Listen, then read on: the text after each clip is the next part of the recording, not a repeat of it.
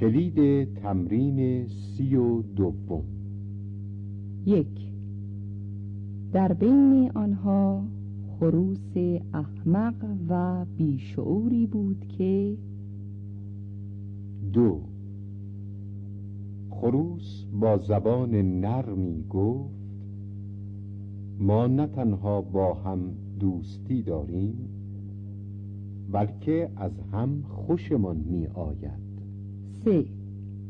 روباه از خروس خواست که دیگر برایش آواز نخواند. 4. در سخنان ناخوش روباه حیله آشکار بود. 5. جانوری که گوشهای باریک داشت آهسته می دوید. 6. مرغ خانگی از پشت شغال پیاده می شود و در صحرا به ناخوشی گردش می کند. 7. تو دیگر با آن صدای ناخوشت آواز نخوان. 8. خروس آهسته روی درختی پرید. 9. مردم از آدم بد همیشه به بدی یاد می کنند. درس 5. روباه و خروس. مرغ‌ها و خروس‌ها در دهی با هم به خوبی و خوشی زندگی می کردند. در میان آنها خروس باهوش و فهمیده‌ای بود که مرغ‌ها و خروس‌های دیگر به او خیلی علاقه داشتند.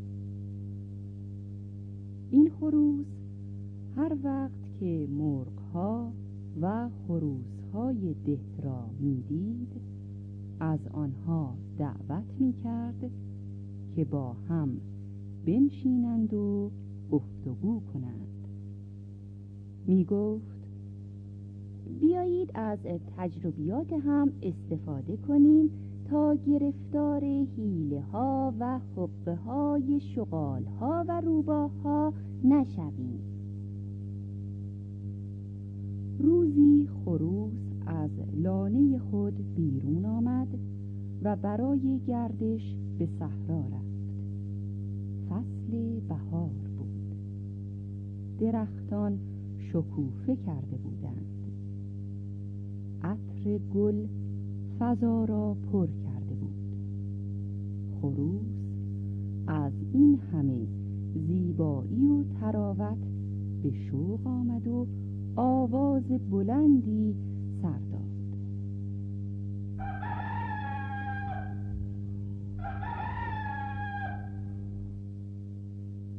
روباهی که در آن نزدیکی لانه داشت همین که صدای خروس را شنید به طرفش دوید تا او را شکار کند.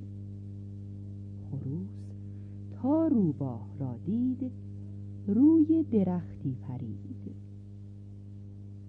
روباه مکار چون دید خروس از دسترس او دور شده است جلوتر آمد و با زبان نرمی گفت آقا خروس سلام. چرا بالای درخت پریدی؟ مگر از من می‌ترسی؟ ما که با هم دشمنی نداریم. من وقتی که آوازت را شنیدم خیلی خوشم آمد. ببین هوا چه خوب و صحرا چه سرسبز است.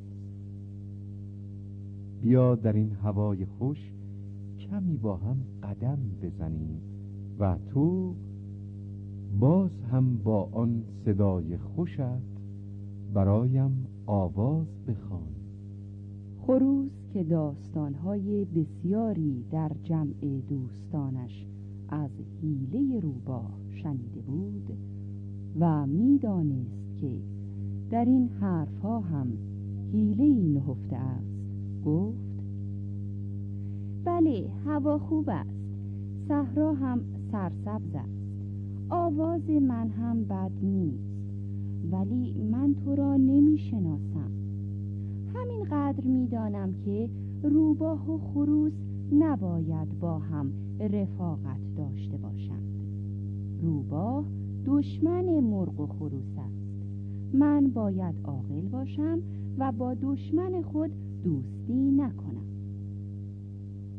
روباه گفتی دشمن؟ دشمن کدام است؟ مگر خبر نداری که شیر فرمان داده است تمام حیوانات با هم دوست باشند و هیچ کس به دیگری آزار نرساند؟ اکنون گرگ و گوسفند با هم دوست هستند. سگ به روباه کاری ندارد. مرغ خانگی بر پشت شغال سوار می شود و در صحرا گردش می کند. من تعجب می کنم که تو از هیچ چیز خبر نداری.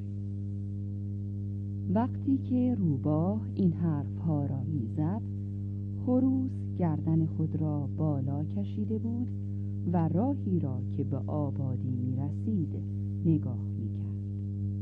روباه پرسید: به کجا نگاه میکنی؟ چرا به حرفهای من گوش نمیدهی؟ خروس گفت: حیوانی را میبینم که از آبادی به این طرف میآید. نمیدانم چه حیوانی است، اما از تو کمی بزرگتر است. گوشهای پهنی دارد و خیلی تند به سوی ما میآید. روباه تا این سخنان را شنید، از گفتگو با خروس و فریب دادن او دست برداشت و فرار کرد تا پناهگاهی برای خود پیدا کند. خروس که روباه را وحشت زده دید گفت: کجا می روی؟ صبر کن ببینم چه حیوانی دارد می آید. شاید یک روباه باشد. روباه گفت: نه، از نشانی هایی که میدهی معلوم می شود که یک سگ است. ما با سگ‌ها میانه خوبی نداریم. خروس گفت: مگر تو نگفتی که دیگر میان حیوانات دشمنی وجود ندارد و همه با هم دوست هستند؟ روباه در حالی که فرار می‌کرد گفت: چرا؟ اما میترسم که این سگ هم مثل تو فرمان شیر را نشنیده باشد.